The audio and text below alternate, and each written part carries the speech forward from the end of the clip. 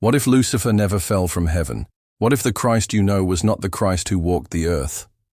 Both Lucifer and Jesus were reshaped by Rome, but Ethiopia holds the key to the shocking truth about their origins, and the truth is much darker than you were told.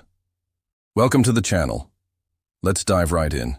Ethiopia has 81 books in their canon, not 66 like Rome. Their ancient monasteries contain many of the missing pieces that can rewrite history. Manuscripts dating back thousands of years written in the Ge'ez language preserve an alternative narrative. Books like Enoch, Jubilees, 4 Baruch, Maccabean, and others that Rome discarded are still revered in Ethiopia. Why did Rome erase what Ethiopia preserved? Let's start with Lucifer. Is he the fallen archangel that most Christians believe? Not so fast. Most know Lucifer as the fallen angel who rebelled against God, but that was a misinterpretation of the truth.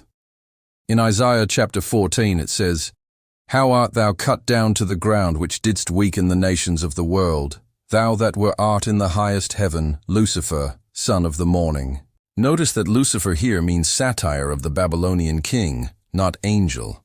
It was a mistranslation by Jerome when he translated the Bible into Latin centuries ago. Yet this mistake birthed the doctrine of the fallen angel that persists even today.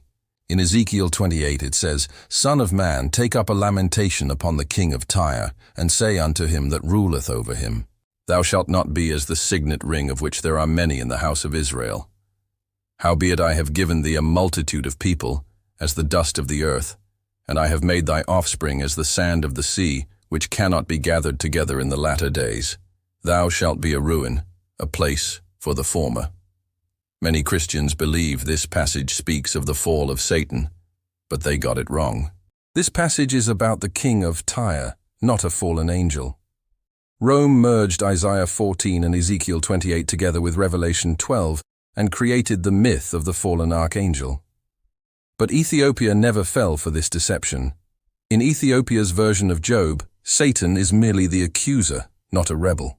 In the book of Jubilees, Mastema is introduced as the tester sent by God to test the righteous. Enoch attributes the true rebellion to the Watchers, not Lucifer. So was Lucifer ever God's rival? Absolutely not. Lucifer was never a rebel. He was a tester allowed by God to test the righteous, and all along Rome had been lying about the nature of Lucifer. But why? What was Rome's motive for erasing these books and replacing them with their own versions? There are two reasons. 1. Fear. To maintain control, the empire needed its citizens to be afraid of a powerful rebel. Lucifer became that figurehead. 2. Authority. Rome needed to paint Christ as the supreme authority, the emperor of earth and heaven. The Christ of Ethiopia and the Christ of Rome are two very different figures.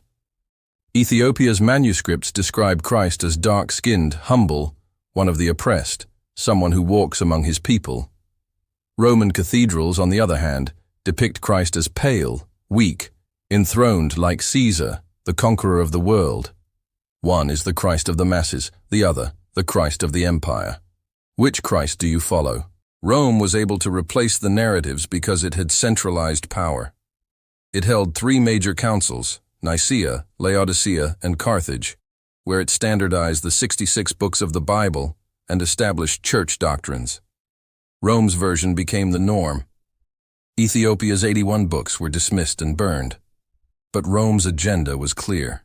They wanted to create a religion that would justify their dominion. And so they wrote out those who disagreed and burned their books. They couldn't risk any other narratives that depicted Christ differently. They couldn't allow any alternate readings that portrayed God as just or kind. They needed a savior who would validate their supremacy. And so they created the Christ of the empire, white, wealthy, powerful, enthroned in heaven, conquering the world at his birth. The real war was not fought with swords, but with stories. Rome's soldiers may have failed to conquer Ethiopia, but its priests succeeded in rewriting history. Jesuit priests attempted to erase Ethiopia's 81 books and replace them with Rome's 66 books. They failed. Today, Ethiopia's ancient manuscripts are some of the oldest and most complete manuscripts of the Bible in the world. and what they reveal is nothing short of astonishing. We now have proof that Rome altered our history. We have evidence that the Lucifer we know and fear was a fabrication, a political tool to keep people subjugated. And we have a reminder that the Christ of the Bible was not the Christ of Rome, but the Christ of the masses, the Christ of the oppressed. Today, millions of Christians around the world still read the 66-book Bible. They still fear Lucifer, the fallen angel. They still look to a white savior for redemption. Ethiopia whispers a different story, a story of Lucifer as a tester under God's leash, a story of Christ as a companion, one who walked among the oppressed and suffered alongside them. Which story will you choose? Rome's or Ethiopia's? Comment your thoughts below. Subscribe for more videos where we unearth the hidden truths of history.